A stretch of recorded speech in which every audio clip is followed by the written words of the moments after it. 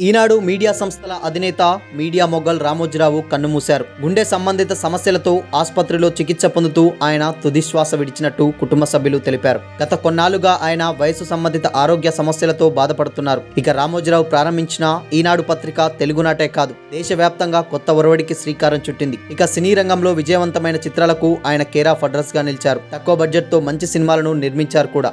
ఈనాడు group సంస్థల chairman Cherukuri Ramoji Rao కన్నుమూశారు. గుండె సంబంధిత సమస్యలతో హైదరాబాద్లోని ఓ ఆసుపత్రిలో చికిత్స పొందుతూ ఆయన తుదిశ్వాస విడిచారు. జూన్ 5న ఆయనకు శ్వాస తీసుకోవడంలో ఇబ్బందులు ఎదురవడంతో కుటుంబ సభ్యులు నానక్రామ్గూడలోని ప్రైవేట్ ఆసుపత్రికి తరలించారు. రామోజీరావును పరీక్షించిన అక్కడ వైద్యులు గుండె సంబంధిత సమస్య ఉన్నట్టు గుర్తించి స్టంట్ మార్చారు. 2 రోజులుగా ఐసీయూలో ఉన్న ఆయన ఆరోగ్యం శుక్రవారం రాత్రి విషమించింది.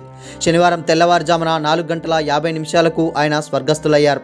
గత కొద్ది రోజులు నుండి రామోజీరావు వయసు సంబంధిత అనారోగ్యంతో బాధపడుతూ ఉన్నారు. ప్రస్తుతం ఆయన వయస్సు 88 సంవత్సరాలు. కృష్ణా జిల్లా పెదపారూడిలో 1936 నవంబర్ 18న ఓ సామాన్య వ్యవసాయ కుటుంబంలో రామోజీరావు జన్మించారు. తల్లి వెంకట సుబ్బమ్మ, తండ్రి వెంకట సుబ్బారావు. రామోజీరావు పూర్వీకులు పామర్రు మండలంలోని పేరిశేపల్లి గ్రామానికి చెందినవారు. ఆయన తాత రామయ్య కుటుంబంతో కలిసి పేరిశేపల్లి నుంచి పెదపారూడికి వలస వచ్చాడు. తాత మరణించిన 13 రోజులకు రామోజీరావు జన్మించారు. దానితో అతని జ్ఞాపకార్థం తల్లిదండ్రులు రామయ్య అన్న పేరు పెట్టారు. ఇతని కన్నా ముందు 2 అక్కలు ఉన్నారు. పెద్దక్క పేరు రాజ్యలక్ష్మి, చిన్నక్క పేరు రంగనాయకమ్మ. శ్రీ వైష్ణవ కుటుంబ నేపథ్యం కావడం, తల్లి చాలా భక్తిపరురాల కావడంతో చిన్నతనంలోనే రామోజీకి భక్తి సూచి అలవడింది. లేకలేక పుట్టిన మగ సంతానం కావడంతో రామోజీని అల్లారు ముద్దుగా పెంచారు. పెద్దక్కకు వివాహం కావడంతో చిన్నక్క రంగనాయకమ్మతో ఆయనకు సాన్నిహిత్యం ఎక్కువగా ఉండేది. ఇంట్లో తల్లికి ఇంటి పనుల్లో వంటల్లో సహాయం చేసే అలవాటు ఉండేవి. రామయ్య అన్న తన పేరు నచ్చక ప్రాథమిక పాఠశాలలో చేరేప్పుడే స్వంతంగా రామోజీరావు అన్న పేరును సృష్టించుకొని తానే పెట్టుకున్నాడు. గుడివాడలోని విద్యాభ్యాసం పూర్తి చేశారు. అనంతరం వ్యాపార రంగంలోకి ప్రవేశించి అంచెలంచెలుగా ఎదిగారు.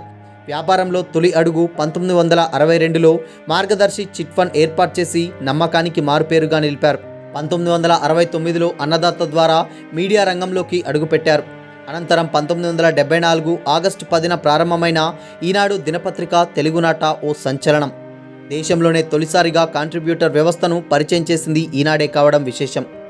అలాగే సినీ రంగంలోనూ తనదైన ముద్ర వేశారు రామోజీరావు. ఉషా కిరణ్ మూవీస్ ద్వారా అనేక అద్భుతమైన చిత్రాలను రూపొందించారు. ప్రతిఘటన, మౌన పోరాటం, జడ్జిమెంట్, మయూరి, కాంచనగంగా వంటి ఎన్నో గొప్ప సినిమాలను నిర్మించారు. మీడియా వినోద రంగంలో ఆయన చేసిన సేవలకు గాను 2016లో కేంద్ర ప్రభుత్వం 2వ అత్యున్నత పురస్కారం పద్మవిభూషణ్తో సత్కరించింది.